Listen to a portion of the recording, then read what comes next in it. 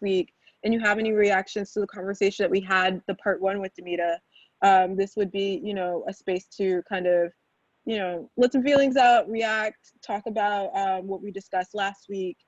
And the second question being, you know, what is one thing that you wanted to learn about that you were afraid to learn or afraid to ask about?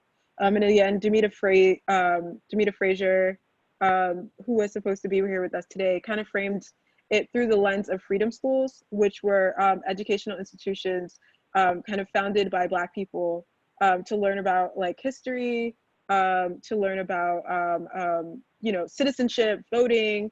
You know, there were anyone from like, you know, a very young age to a very old age could learn how to read, et cetera, in these spaces that were started by activists in the 60s, 50s, and 60s, as well as some iterations of it in the 19th century.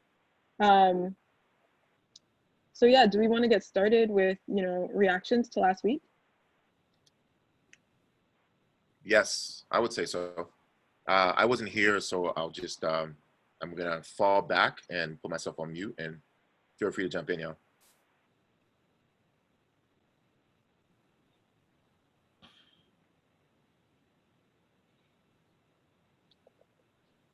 I can get us started. I really enjoyed hearing just her story, her journey in life, her candor, her I don't know, just the ways in which she expressed her path. I think I always just like generally like revel when I meet people who I don't know, oppose under like really, really harsh circumstances, or circumstances that I just couldn't imagine myself maybe opposing in, maybe, I don't know. And so to hear how she sort of like existed in sort of constant sort of interrogation of like the system and like, and sort of in opposition around just how people existed and the ways in which she did that, which is like, I don't know, it was just really cool to hear her share more about that. And I guess I similarly found her, I really enjoyed because I felt like she seemed so like accessible in terms of how she talks about what she's done and what she's meant for the movement. And I don't know, I found that refreshing as well. And yeah, I think that she was getting to the point to talk more about her sort of time in education and I think I was looking forward to like hear her more deeply get into that. But I think I loved her just sort of sharing how she came to sort of like solidify her values and sort of her oppositional nature as a organizer, as a educator. Yeah.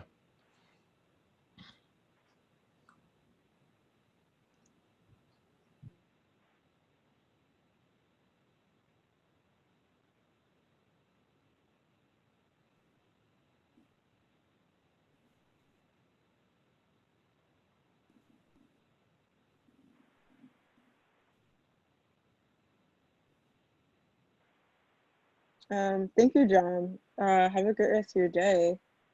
Did anybody else have any, you know, reactions that they wanted to share from last week?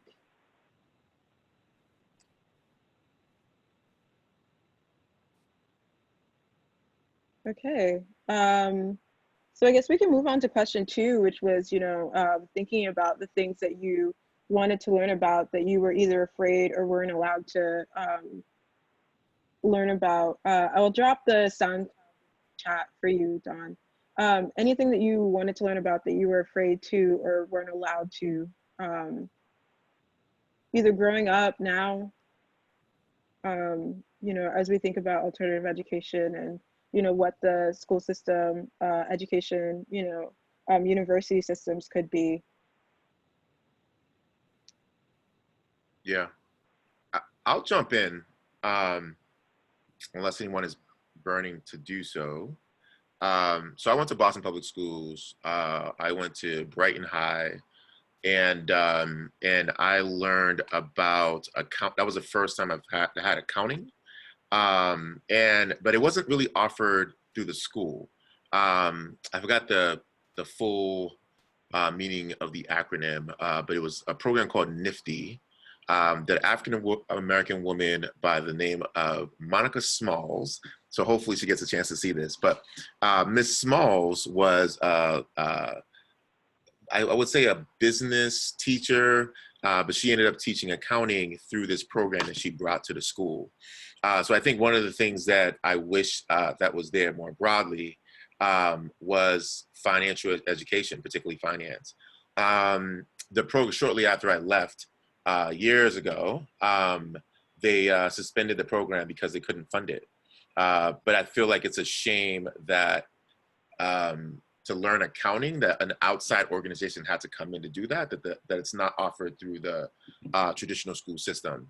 So I think for me, that's one thing. And I think, and more broadly, the connection to that with family and like insecurity and vulnerability around teaching finance, because my own family as immigrants, they were less familiar with the financial system themselves. And so, you know, there was nowhere really to learn it. And even without being or having that immigrant identity, there's still the lack of understanding of finances until you hit some pitfalls and you kind of figure it out on your own. So I feel like finance in general as a education is like this broad experimentation that a lot of us kind of just tap into, rather than like getting traditional modes of education from it, where it's like it's embedded in our system. So I think that's one thing that I wish was offered, particularly financial education and finance.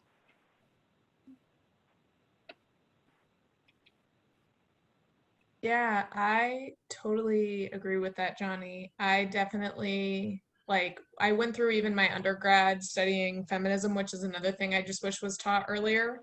And then after I came out with that degree, I like stumbled upon economics, and I'm like, damn it. I wish that especially financial education was also taught like through that political economic lens, because I think it allows engagement with economics and finance in a way that other folks like might not want to engage. I know, like, I hated history class, and it wasn't until I had an AP history teacher have us read like one chapter of Howard Zinn's book that, like, it was one of the first times in my life I felt like I liked history. And it's just like those pieces of really making like learning like very directly related to life, I would love to see more of in our education systems.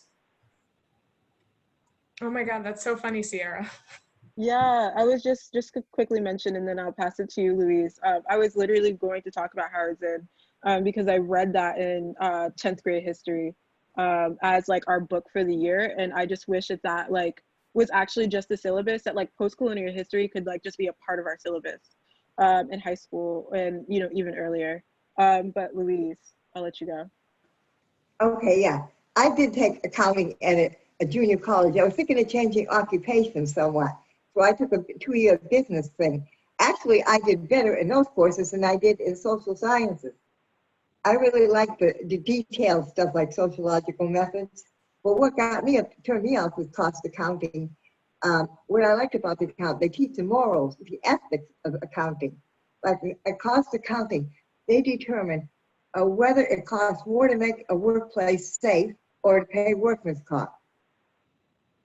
And I wouldn't want to work for a firm that did that. I mean, think of the good of society, and that's one reason I like Ujima. You know, that was interesting, but I would not want to work under that ethic. I have a very long and tumultuous relationship with education and alternative education. I went to 3 different high schools growing up. I went to Lincoln Sudbury High School, which was supposed to be, and if anybody has friends that were in the MECO program or from that area, I'm sure you've heard a lot about Lincoln Sudbury.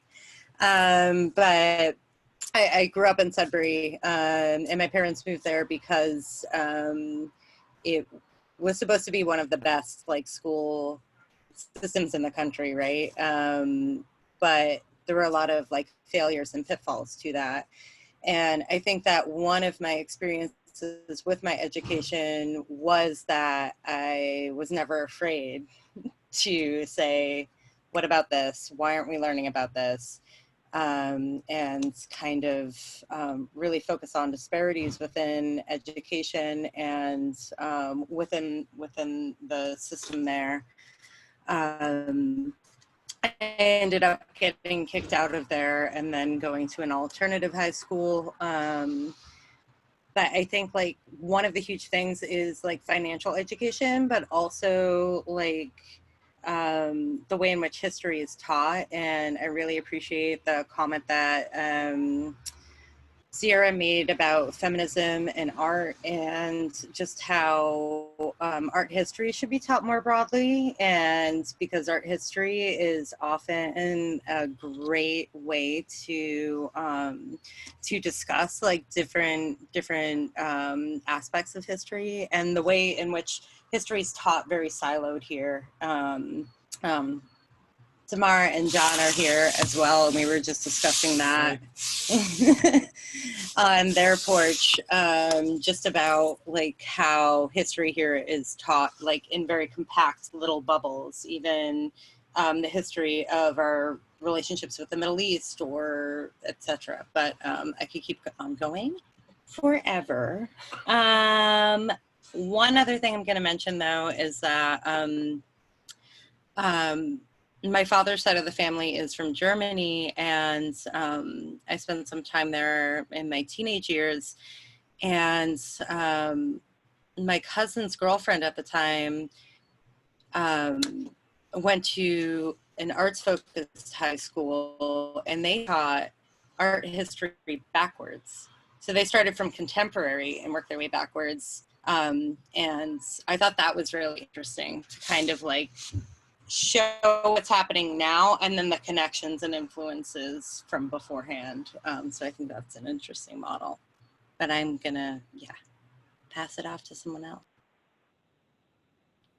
Thank you, Claudia. I just want to jump in, and because I know Angel said he had something to share, so I don't want to bogart it, but just want to make sure that folks get an opportunity to share.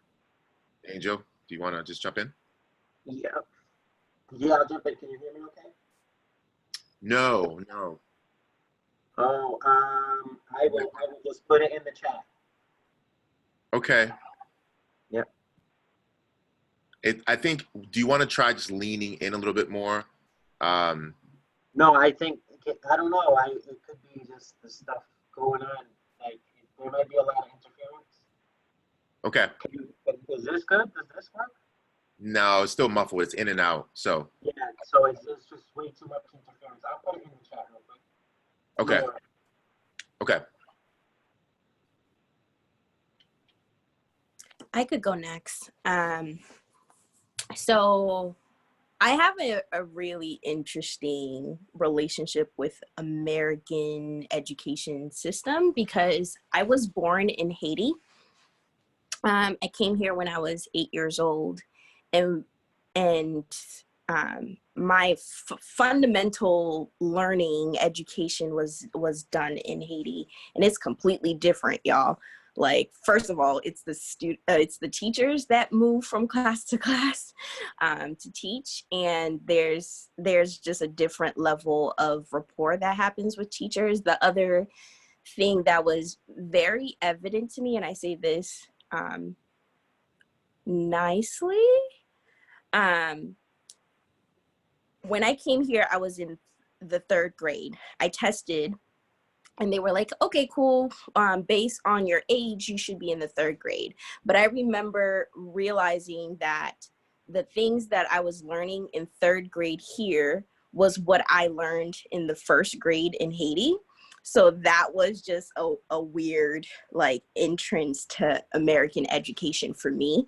So one thing that I wish I learned more about was how to engage with the political system as a young person in a way where it wasn't just about voting for the presidential election every 4 years. I wish there was more education about how does the process, being involved in the civic process played out in our daily lives, because I feel like there's been a disconnect for me in the education system when it comes to like understanding that. But all of a sudden, every 4 years, there's a get out and vote push, when that should have been like a conversation that was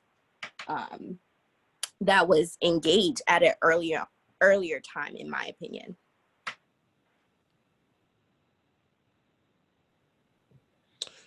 Yeah, I guess I can offer. Maybe I looked at this question a little differently, but when I think about the one thing that I wanted to learn that I was afraid of, for a long time, I wanted to be a chef growing up, and coming from an immigrant home, I think that like occupation had a certain like gendered nature, and also I think. Yeah, there wasn't there for my family. I don't think there was like a clear path to like sustainability or just like security.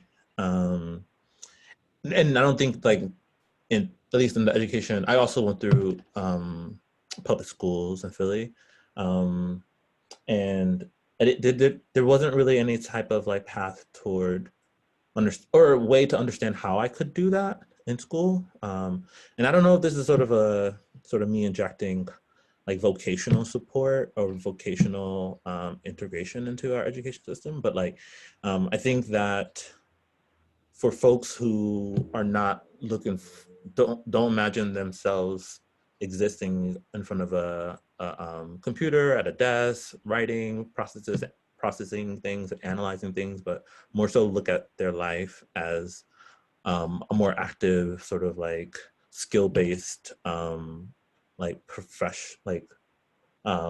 career. I think, I don't know, I often struggle with like how there is enough space for those other opportunities or those other existence, and wonder what we could actually, I don't know, just often like wonder like why, and like who set these terms. Yeah, and I often feel like, you know, so much of who I became was derived from this like system that I just like sort of had to like fall into, because I do think I'm just naturally at this point in my life very able to like, I don't know, write a paper, but like I think when I think about what I care about most about in life, the relationships that I care most about, and the people, being able to like offer them a meal and like having practiced that throughout my life feels a lot more meaningful to me for some reason. So yeah, I'll just like offer that. That's what's up, James. Thank you. I'm just gonna jump in and just lift what was said in the chat here, because I know Angel was trying to share. I know you put in, Angel, taking care of the environment where I live. There's a river in the neighborhood, but we were not taught anything about it growing up, like if it was not for us. I don't know if the two or both of you agree, but I think some of that relates to not necessarily vocational education in terms of where James was from, but there is something about experiential learning and active learning in terms of like utilizing what's around us as like as a broader classroom, which I think is in some of those comments, both what was written and what we shared earlier, that is not necessary, that's not necessarily captured in school, right? And in connection to that, I think, and I'm also just doing a little bit of facilitation as well too, and just in case that we have like some like I forgot what we called that on the radio. I think it was like dead air or airtime, something like that. But I know Jenny, I think you were speaking to this too, and I completely hear you. And then I guess I'll hand it over to anyone else who wants to jump in. But there was an aspect of like relationship building that you had spoke to that I feel is so real. Like whenever I read about the Black Panther Party, whenever I read about like any alternative modes of education, there's a strong focus of like there's a strong focus on building relationship and like role modeling, but role modeling in the way of relationship. So it's not just like, you know, I'm doing this, so therefore I am perceived as doing it better, but also I am doing this, but we are going to build a relationship and talk a little bit more why I'm doing it. So there is like this shared equity when it comes to relationship in those vocational spaces. I know James has put in there mentorship, which is dope. Absolutely. Also intersection. Angel, sorry, go ahead. No, I was just reading I'll step out the way, but I was just reading the chat, and I know Claudia had put in also intersectionality of learning and systems that promote discoverability, which is dope. I want to hear a little bit more about that if you have the space, Claudia, but let me shift over and open the space open to you, Jenny. I know you. Angel also shared another part that he wrote down that I don't want us to miss, which was I learned about racism in college, what it truly is. So I wish I learned about that early on in life and continue to read into it heavily as an adult. One of the reasons why I'm alive today is due to what I know about racism. I so about that. Yeah. And I'll pass it to Dawn to share. Yeah, I was just thinking about, like, with talking about relationships and things like that, like they're crucial. They're so important for so many reasons. And the thing that I was thinking about was how much I wish transformative justice was both taught and practiced places. It's huge. And, you know, like one of the things that's hard about it is that we don't, we have to expand our imaginations because we don't see that so often. And it can be really hard for people to do. And like a school that I was working, or young people I was working with before who were in high school, like we were having these conversations about how to address the anti-bullying policies the school had because they protected racism happening in the schools from how they were set up. And, you know, like we're talking about different ways to address it, and understandably they were coming from a place of like vengeance and like wanting retribution and all this. And as we were talking through it, like we went through what was currently happening at the school to models of restorative justice and transformative justice, and at the end of it they're like, yeah, transformative justice is what we should be doing. That's what we want people to do to us. And they were also able to acknowledge their own hypocrisy or the contradictory feelings they had of like, we still want revenge because that's all we feel like we can get here. But I just wish that transformative justice was something that was actually practiced and learned and taught in general.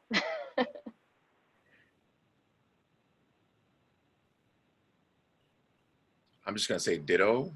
And like, yes, yes. I wanna read a comment, but I also just want to lift what you just said, Don, because I think that's incredibly important. This whole sense of transformative justice, which can also be, I think, interchangeably stated as restorative justice as well too. I don't know if you would agree with that, but there's a, you know, I think in protecting racism, there is this sense of like, it never happened. And whether or not you're well-intended, you know, and that's not the intention, when it's protected, it's like it never happened. And then particularly for young people who are hearing that both through body language and through, you know, academics, because they're not acknowledged or reflected, it comes off, you know, the feeling is like you start harboring anger. So I just want to uplift that a little bit more because I think that's absolutely right on. Louise, do you want to speak to a little bit more about your comment, or do you want me just to read it out loud? Whatever works is fine. Okay, I can speak it because I didn't like the history when I was young, just about glorifying war, glorifying presidents and all that. I thought that was really boring, but my senior in high school, the teacher taught about unions and people and how people were affected. And that interested me more now. But now that I'm out of college, I'm getting a lot from the books I'm reading. Mm. You know, I'm reading a whole ton of books since I got out of college, and I'm still reading them. Like How Government Segregated. In my next new book I bought is The Tyranny of Merit. What's happened to the common good? How, you know, some of the elite look down on the working class. Mm. I like that. You know, it's and I mean all those things they kept hidden from us that they didn't want us to know that you see in books. And I think blacks could have been successful if it wasn't for the Ku Klux Klan. Mm. Mm. I see that you've got some very successful black businesses, but the Ku Klux Klan came and burned them down. Mm. And then what Trump wants to do now, help. You've heard what Trump wants to do. You are you're stepping right in it, Louise. That is that is amazing. Let me pause really quickly and just inform everyone. I think we're at 6 minutes for this session, and so for the next, I'm going to ask, because she does this so well, unless you don't want to do this, but I'm going to ask Jenny to keep us on track for the next like 5 minutes by the time I'm done talking, and before we move on and transition to the next. But just wanted to put that time check in there for those who want to continue sharing. So I would say feel free to utilize the chat box, or let's just kind of collaboratively get the rest of our thoughts out, but let's share the space. Yeah, I have a thought kind of pulling and teasing from Louise of this place of like educating yourself when you're out of school. I think one of the most radical moments for me in like the formal education structure was my last like feminism course in college, where the professor was like, I don't care what you write about. You have the whole semester to write about whatever you want. I don't care what it is. It has to touch upon like these 3 subject areas. And I spent the entire semester just reading about carceral feminism. And it was something that I had never been taught before. And it really showed me what it meant to like educate yourself and have that autonomy in a way that I don't think I'd engage with my own personal continuation of education had it not been for that one professor. So I think even like teaching the act of how to have autonomy and educating yourself is like still to me a concept that I'm learning, and still unpacking the own like bias in my head to be like, well, you just read this book, like that doesn't mean you actually know anything. Because it's like you can have opinions on things and educate yourself.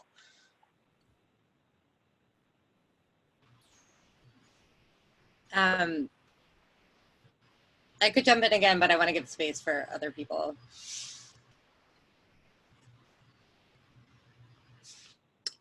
I think you're good. Who was that? Was there anyone that wanted to jump in? No. Oh, yeah. Oh, sorry. So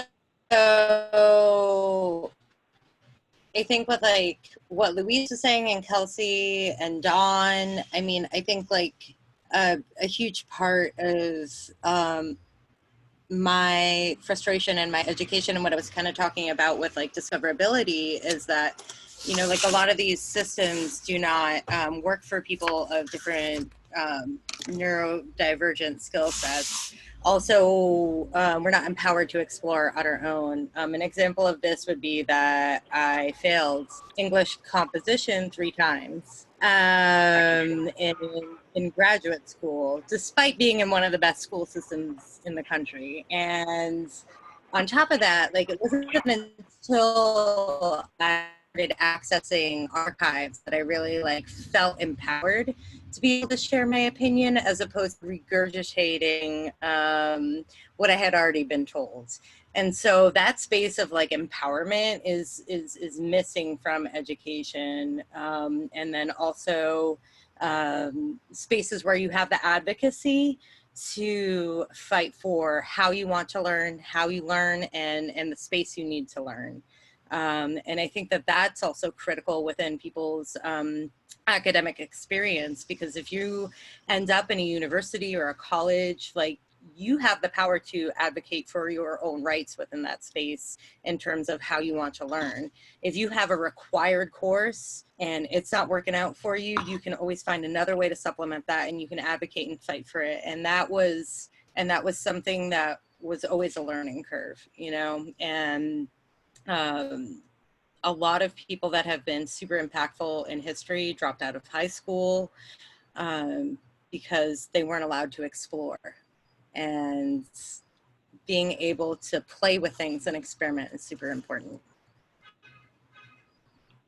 I think that, yeah, that was awesome. So just to close it up, we talked about discoverability. We talked about self-empowerment. We talked about self-advocacy, which is awesome. And then we also talked about, from the standpoint of like intersectionality, applying different lens to different disciplines, which I found really helpful. And it wasn't until a female friend of mine was like, you should take some women and gender study courses, which helped me, because when I looked at business, when I looked at economics, I was able to put a different lens to different things. And I just wonder how many, particularly more privileged cisgender males would benefit from like taking a look at it from a critical gender lens perspective at all disciplines, because those things should matter. So I just want to just lift some of those things. I think really quickly, in terms of time check, Jenny, are we at like time? We have 3 minutes for final thoughts, wrap up before we do a pause to let people say goodbye before the second half of our meeting, which is team meetings. Thank you, Jenny. So I'm going to step back. I'm going to put myself on mute. I feel like I've taken up a lot of airtime and space. So for the next 3 minutes, just give folks open space to kind of just chime in.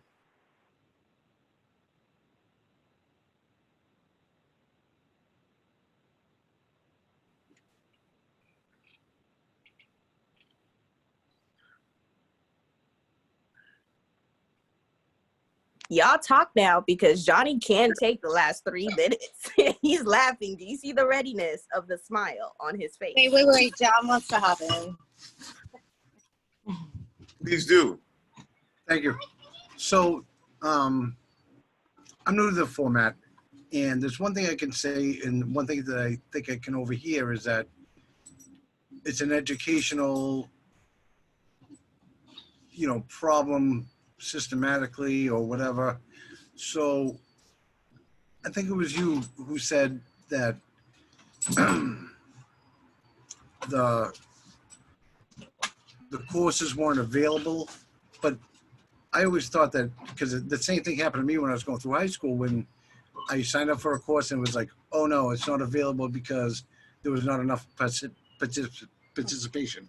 Mm-hmm. And I always thought that was a problem.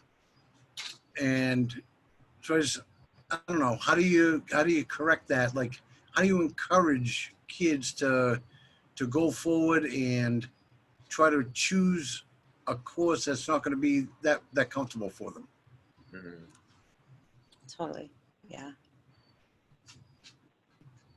I think that's. Yeah. Go ahead. Oh, you can totally say what you were gonna say. Oh no, I mean, I just think that it goes to like that otherness thing, or that like this isn't like an optional add-on or something, when, if there is interest, like we should serve and deliver that interest. I think if the question was, how do you get people to do something that they might not do? I have found great success in gamification. Like, people will try on all kinds of things if they have an excuse in terms of, I'm doing it so I can get this thing. And it can sometimes be that they would have done it if they didn't have anyone judging them, but that gives them a reason to do it and feel safe about doing it. Yeah, gamification, and I think community too. Like I think about even just like I don't remember how I came to Ujima, but it was at the start of a very long journey where it's just like I'm constantly getting new texts to read about and meeting new people to talk about new things with. And it's wild how when you have this community space that like you're evolution of thought, and it doesn't have to be like this was bad and now it's good. Like just simply I'm being exposed to all these new things and it's really shaping my viewpoint. Seeing how that's even played out on a social media lens too. Like I have friends who come up to me now and they're like, so wait, can you like talk about like the abolition of these systems? And I'm just like, well, I'm not an expert, but here's my views on it, right? And I think that is such a powerful piece, because when we create community in that way, it allows folks to ask those questions that I think so many of us are afraid to ask all the time, because the ideas sound so intimidating, or we're told that the ideas are violent even when they're not. So yeah. Thank you so much, Kelsey. I know that we have to close out, but I just wanted to offer that if anyone has anything that they're just super stoked on and studying and like want to share with community, we do have the Ujima study page, LOL plug. And if you had like, 8 resources on abolition that you know that you want to share, like, things that people are lesser known topics or anything like that, you can email me, Sierra, at ujima.com. UjimaBoston.com. And we can get into a dialogue about how to get it up on the study page. All right, that was a great lead. Sierra, you ended that so well. Thank you, Jenny. You're such a positive motivator. All right, so I'm gonna stop recording and then give opportunity for anyone who is not joining a team meeting to leave. 1 second.